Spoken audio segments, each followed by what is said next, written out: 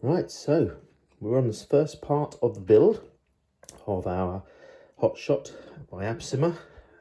Now, a little bit confusing to start off with, but just sit down and take a look at what you've got in the boxes. So first of all, I'm organising myself in my box with all the parts in a sort of kind of logical order, numerical order, if you like. And so pop that in there. Come back to the manual. So this talks about putting the differentials together ×2 and putting the cases and things around for the differentials.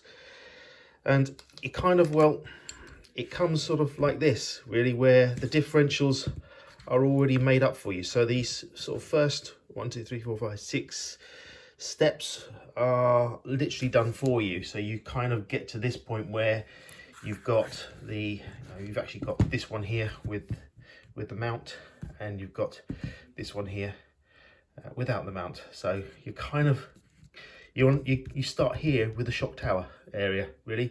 I'm just going to pop these open. There's only one screw. I'm just going to check to make sure there's enough grease in there, just in case. But yeah, you've kind of got most of this first steps already done for you, which is quite nice, really, I suppose.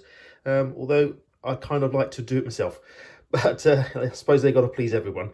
But yeah, here we go. We'll open these up and have a look. So let's have a look at one of these differentials. Sounds and feels like there's grease in there. Let's have a look. Let's open it up. Let's have a look. So it's just one screw.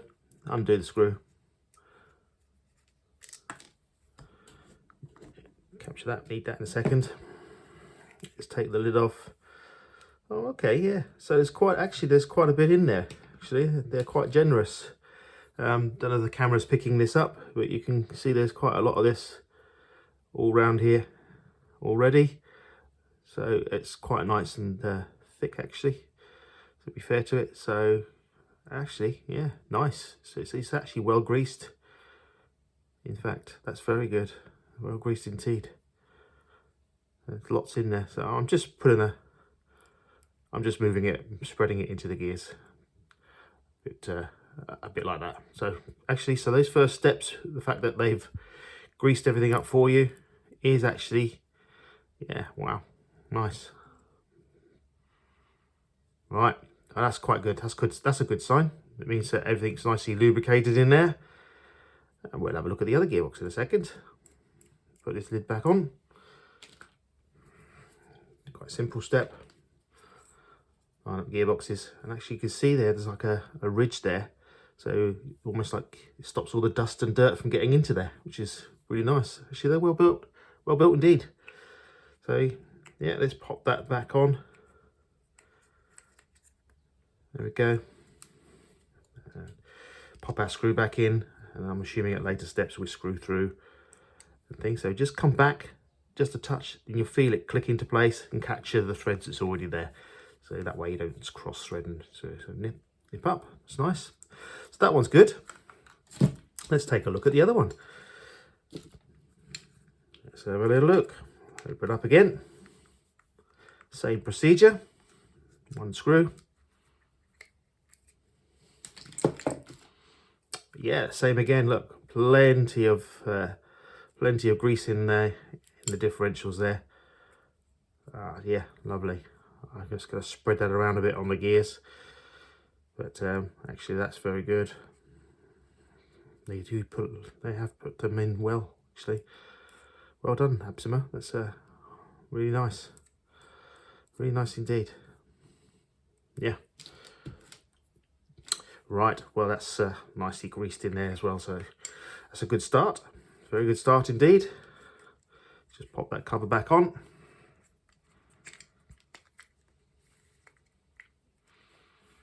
Got it the right way around. Nope. Come on, John. Get you the right way around.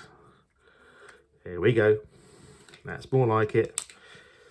And again, capture that. There we go. Come back into your quarter turn. All right. Oh, that's a nice first easy start. we're up to here, where the shock mounts. Great. So right, we are now on the next step of the build process. As thankfully the axles and the differentials have been made for us, we can move on to the next stage, which is the front shock tower and effectively the rear shock towers, because they're very similar. So the way Absima lay out their manual is that on this side you've got the components that you need, and you gather the bags according to the serial numbers. So for example here, the posts here, which is 1230317, so you've got those, and you collect each of the bags, including each of the bags for the screws as well. So again, if you take this screw here, it's 1230224, which you can see here and here. So you get the bags ready, which is nice. It's still quite well organized, and the same thing for the parts. So for example, this arm here, which is a 1230316, as you can see here. So everything's all sort of quite well labeled, and we're going to effectively put these components and build up the front shock tower and the rear shock tower, because they're very similar. And so you've got the component parts you need on the left hand side and what it's going to look like assembled on the right hand side, which is quite nice. Moving a little bit further down here, you will see from the drawing that we need these arms, which are the 1230312s. You need those on for the front and the rear shock towers. So the arms are pre-made. Again, collecting the bag, 1230312s, and just refer down to the drawings here for the front and front tops and front arms. They want you to make sure these are the right sizes. So you're measuring for two of these at 31 millimeters, for four of these, 30.5 millimeters. You've got a slightly smaller one for the top, which is at 31 millimeters in the gaps there. So yeah, so these ones we need to make sure the 30.5 from there to there. Right, so yeah, let's put this in together and I'll show you what it looks like assembled. Okay, so I've done the front shock tower now, and a couple of areas that you need to be aware of, and you need to make sure you get the correct 123036 part, which is this cross member part here. You need to make sure that it has the two standing out pieces here. But then when you use the 1230124 to go through the hole, you need to just trim. I don't know if the camera is going to pick this up. You need to just trim along the side of this tower, just ever so slightly, so you can get the head. It's like a pan head, you see, and you have to get this through. So you have to get that through, and then you can attach this other side on. So you have to trim that a little bit. And the other thing you need to make sure of is the 1230312s. You get these here, but it doesn't tell you to put in the 1230285s, which are the little ends here. You need to pop those into place as well. Otherwise you won't be able to put them on. So it's a few little areas that you need to sort of tweak, and I've done these the correct 30.5 distance across. So you know, a few details that I'm sort of missing out of the manual, but you have to sort of sit down and work, which actually I enjoyed doing. It was quite pleasurable to sit down and work and problem solve. So albeit I think a beginner might struggle with this particular model, I think. But yeah, other than that, it's gone together. So that's the front one. We're all in place. You have to make sure you get this tower as well in the right area between the gearboxes and things. So it's all into place. And other than that, quite nice, straightforward step. So we'll now do the rear one. So again, onto the rear shock tower, and much the same in terms of the parts that we need. We need our 312s, 1230312s, our arms, which we set. And this time I've pressed in the 1230285. I've pressed those in ready. So that's there, that's those. We need our 1230297, which is our tower. We need the same 1230291s, which are these ends. We need the same, we need the gearbox and differential that we made. This is for the tower for the rear. This is the rear one now. And we need that as well. We need the 1230316. We need this part. And I've noticed on this one, Absima seems to have chopped off this here. Not very cleanly chopped, but still they've chopped it off. So that's obviously to allow for the tower fitting. I might just trim that back a little bit and make it a bit more flush, so it's a bit more tidy. And yeah, and we need the same type of screws. So we need the 224s, which are this bag. We need the 229s as well, which we're going to use to screw into the gearboxes. And we need our 317s, which are going to use to put our top arms on. We need our 309s, which we're going to use to collect the body posts. So yeah, we just need to screw that together as we did before. So it's just a case of organising yourself and screwing things together using the correct screws and sort of referring to both the diagrams. Right, onto the shock tower for the rear.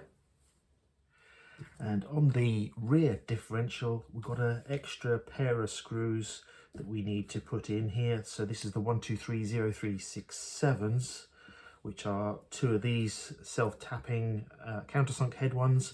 And we need to collect this point here. So it goes through this one, which is effectively the top one here with the countersunk in the top there. So there we go. So we need to make sure we collect those two extra ones. So that's the difference between the front and the rear. All right, so there we go. That's self-tapped in, and that's the same one. So that's the rear shock tower fitted. So the only thing I was a bit concerned with, I'll try and point it out on the diagram, is the way this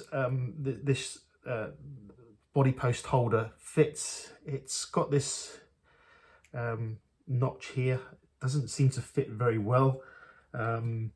It's the only one that's here. It's the only one that's on here. I was thinking about taking these lugs off and swapping this around to see if it fits better, but I don't know if I'm going to need those later on, so I might do that later on to see how we get on, because I don't like the way this sort of fits. It's a bit I'm sorry, it's a bit rubbish in that respects, but other than that, we're according to the drawing. And I think the only thing I'm going to do, because I'm going brushless, I'm going to change this spur gear out for one of the metal ones. It comes with the kit.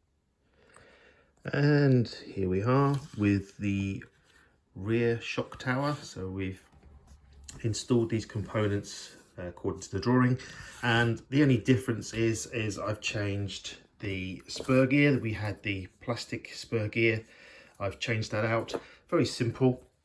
Remove the grub screw from here, then remove this plate, then slide off some shims which are down in the on the shaft there, and then take this off to put the new one on, and this simple case of procedure, put it back on, easy enough.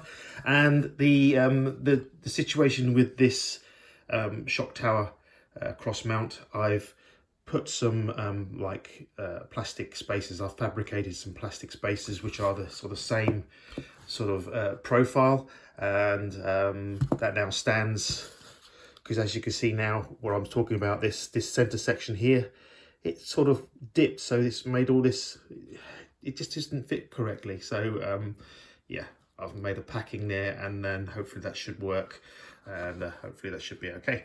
So anyway, that's the rear shock tower. That's now done. We can now move on to the next steps,